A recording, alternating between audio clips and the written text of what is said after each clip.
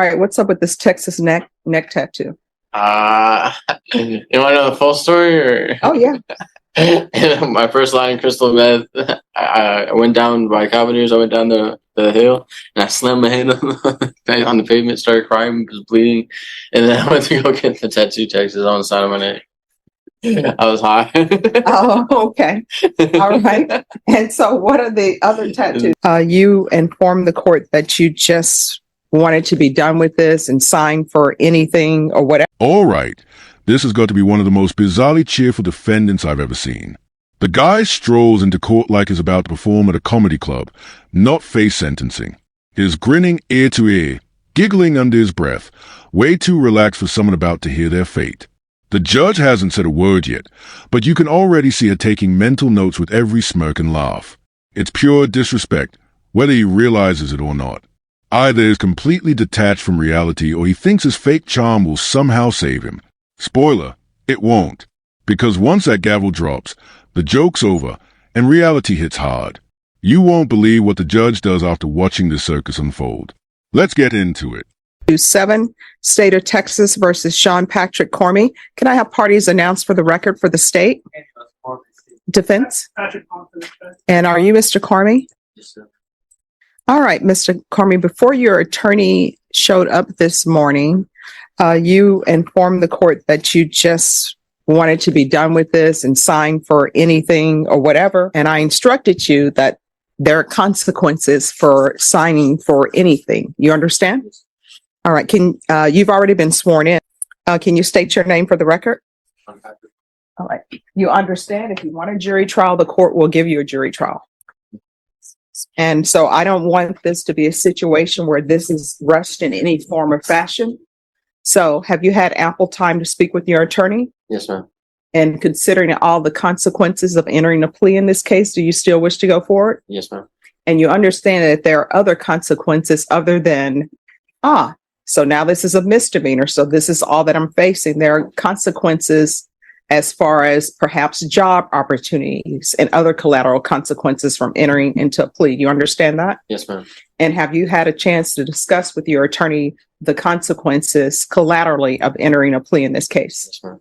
And so do you wish to go forward with the plea? Yes, ma'am. You understand the state is proceeding on the lesser included offense of assault of a bodily injury of a security officer as a Class A misdemeanor. Yeah. Range of punishment for that offense is up to $4,000 fine and up to 1 year in the Bexar County Jail. Did you understand? Yes, ma'am. Did you understand if the court were to grant your application for deferred adjudication, if for any reason your deferred adjudication were revoked, court could find you guilty, sentence you up to a $4,000 fine and up to 1 year in the Bexar County Jail? Yes, ma'am.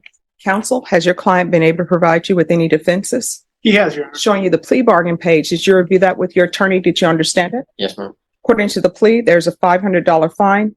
The state is proceeding on the lesser included offense of assault. They're recommending deferred adjudication. Did you understand that to be the plea? Yes, ma'am. Next, I'm showing you outside the plea bargain agreement. State is requesting that your community supervision be for a term of 12 months.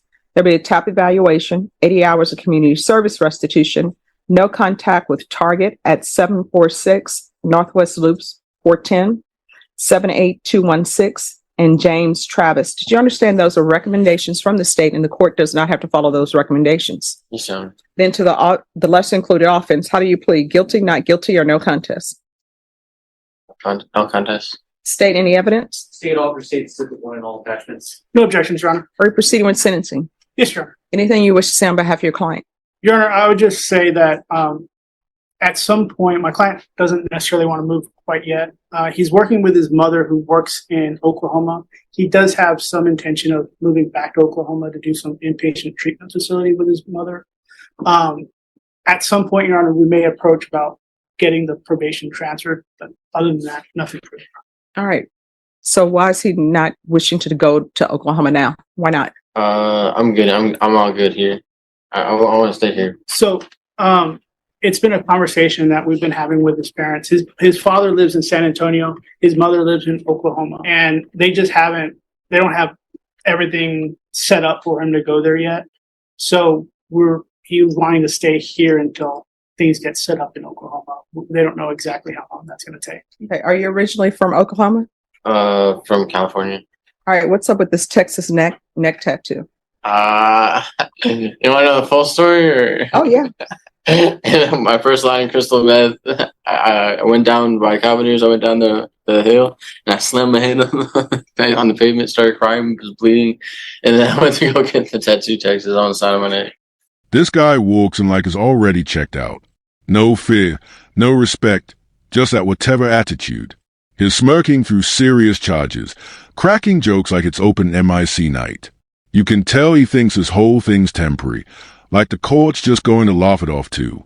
But here's the truth. When you walk in like that, you've already lost. The judge notices everything. The posture, tone, fake laughter, and this guy's hitting every wrong note.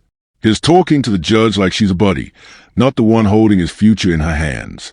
Everyone in that room feels the tension, except him. The tattoos, the grin, the I hurt myself while high story, it's all one act. This isn't rebellion. It's self-destruction. And you can't help but wonder, is he even sober right now? Because no one that close to sentencing laugh like they're in on a joke no one else gets. Yeah, it's pretty stupid. So you were, I was high. oh, okay. All right. And so what are the other tattoos? Never give up, and then wisdom, brokenness, and then strength, and then family, and then Panther, and then I believe I can do all things through Christ. Okay. So how often are you using crystal meth?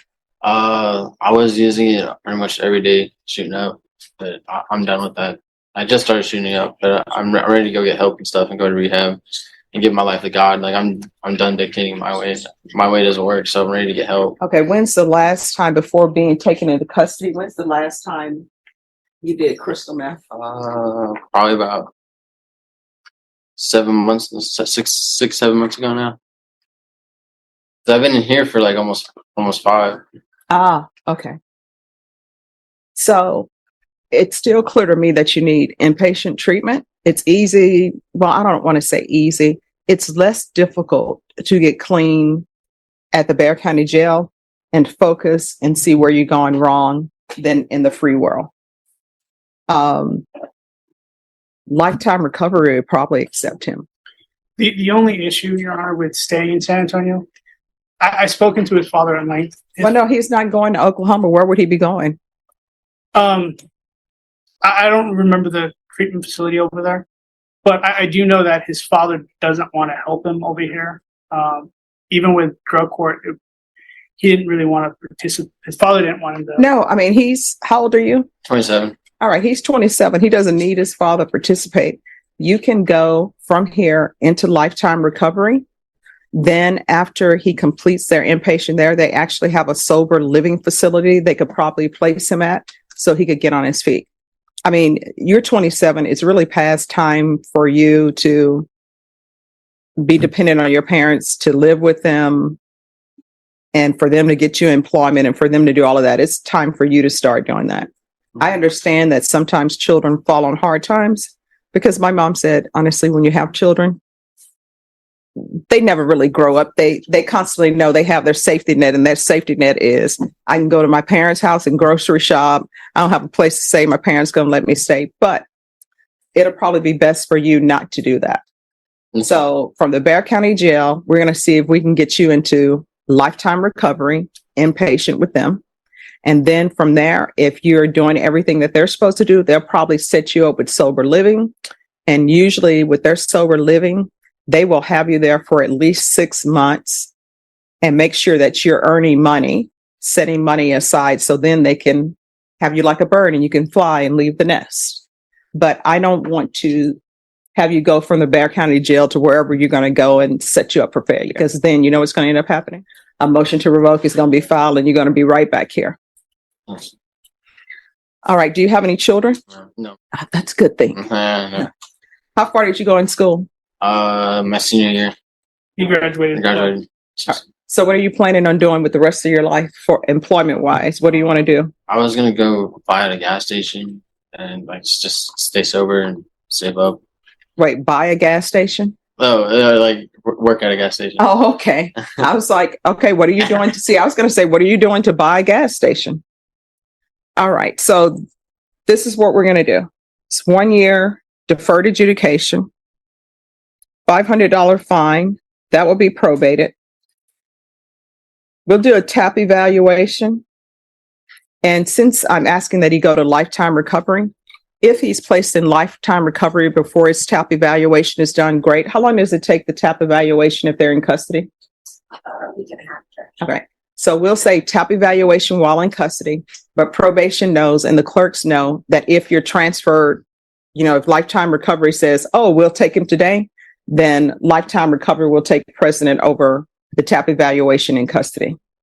And then we'll do regular reporting by Zoom or in person, the UA hotline, proof of employment within 45 days of release, no employment as a home health care provider or with minors, 80 hours of community service restitution. If he enrolls in trade school or gets some sort of certificate, then those hours will be waived. If not, you have to do 80 hours of community service. There's to be no contact with James Travis and field visits one time per month for 3 months. And probation. I'm not exaggerating. This guy might have actually lit up before the hearing. His energy's all over the place, words tumbling out faster than his brain can keep up, and his lawyer looks seconds away from disappearing. The defendant's 27 going on 12, giggling, rambling, and treating court like it's attention instead of judgment day. You can tell there's potential buried somewhere in there, but it's completely drowned in immaturity. Even his dad looks done. Then the twist hits. Instead of jail, the judge gives him inpatient rehab. It's a moment of real compassion, fixing the cause, not just punishing the crime. It's smart if he actually takes it seriously. But judging by that smirk, I'm not holding my breath. So, what do you think? Was the judge right to give him one last chance, or should she have gone the hard route? You can see if a MIC evaluation is needed. Sometimes drugs mess with the brain. So we'll see what's going on with that. Probation, is there anything else he needs? Okay. Is there anything else you need from the court to be successful? No. All right, we can go off the record. Here's the thing. I take no pleasure in sending people to prison or sending people to the jail, but I will if it's warranted. If there's an issue, let probation know about it, because in this court, communication is key to be successful. If you feel like they're not addressing your issue, you can always come back to the court and tell me, hey, judge, I tried to ask them about this and they're not addressing my issue. 2023 CR 7727, State of Texas versus Sean Patrick Carmy. Can I have parties announced for the record for the state? Anna Ochoa Nelson. Sharon Defense. Thorne from the defendant. All right. And are you Sean Patrick Carney? Yes, ma'am. Carmy, sorry. Going to show you what's entitled Motion to Enter Adjudication of Guilt and Revoke Community Supervision. Did you review that with your attorney? Did you understand it? Yes, ma'am. Are you the same Sean Patrick Carmy who was placed on deferred adjudication in 2023 CR 7727 for the offense of assault bodily injury on October 31st, 2023 for a period of 1 year? Is that you? Yes, ma'am. All right, state. Violated condition number 1. On or about the 29th day of November, 2023 in Bexar County, Texas, the defendant, Sean Patrick Carmy, committed the offense of theft in violation of condition number 1. How do you plead to that? True or not true? Sure. The state waives and abandons all remaining allegations. No Any objection. objection? All right. Did you understand by pleading true to violation of condition number 1, the court could find it true, grant the motion, find you guilty, sentence you up to 1 year in the Bexar County jail and up to a $4,000 fine? Yes, ma'am. Knowing that, do you still wish to plead true to violation of condition number 1? Yes, ma'am. Court will find violation of condition number 1 true. Is there a potential agreement? There is. This time we have agreed for revocation and that the defendant be sentenced to 1 year in the Bexar County jail with credit for time served. All right. And what is happening with the cases that are listed? Those 2 cases have been taken care of, Your Honor. On December 11th, the case that he just pled to, he was judgment sat. And there was another case and that was dismissed. And both those happened on December 11th. Okay. Are you asking the court to follow this agreement? Yes, Your Honor. He has 172 days credit. We're asking that you give him any and all credit. And I don't know if he's getting 2 for 1 at the Bexar County jail. Are you asking me to follow this agreement? Yes, ma'am. Are you waiving your right to appeal? Yes. All right. The court will follow your agreement. The court will find you guilty, revoke, sentence you to 1 year in the Bear County Jail, give you credit for any time served. There's a $4,000 fine. Time and money will run concurrent. There's to be no contact with target. All right, is there anything else from either side with regards to sentencing? No, Judge. No, Your Honor. All right, we can go off the record. How old are you? 27. All right, so you're gonna have to stop the nonsense. I remember you. I remember you being before me many a times, not in Orange. So do you like being in custody? No, ma'am. So you're gonna have to change what you're doing. Otherwise, you're gonna find yourself spending time in custody in this county, other counties. And then guess what's gonna end up happening? At some point in time, you're gonna end up at the prison.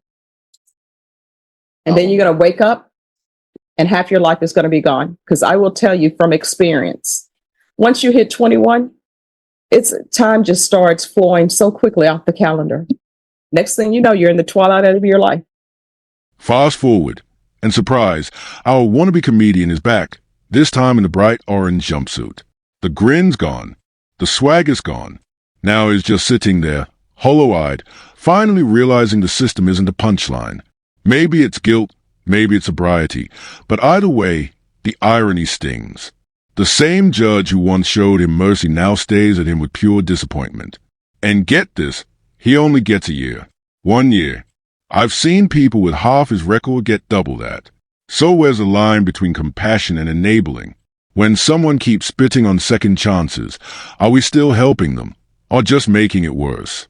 I want to believe people can change, but this one makes it tough. Maybe the judge saw potential we didn't. Or maybe mercy went too far this time. What do you think? Did the system fail him, or did he just fail himself?